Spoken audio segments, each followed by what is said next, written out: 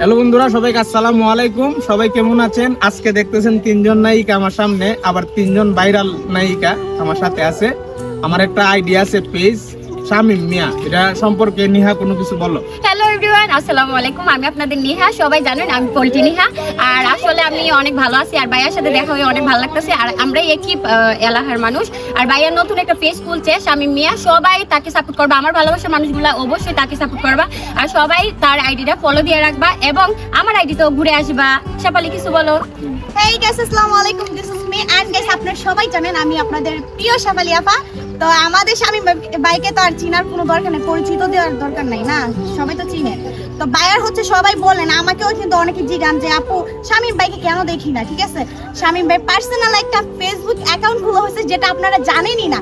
So এখনই শামিম মিয়া Facebook পেজে তাড়াতাড়ি যান আর ফলো করে আসুন। সবাইকে ধন্যবাদ। সবসময় শামিম ভাইকে এখন পাবেন অ্যাক্টিভ, কারণ এন রূপালী আছে আর একজন, রূপালীর গলায় ঠান্ডা, কোনো কিছু বলতে পারবে না। আসলে আমি বুবার না এইদিকে দরকার নাই। সবাই ভালো থাকবেন, ধন্যবাদ সবাইকে, আসসালামু আলাইকুম।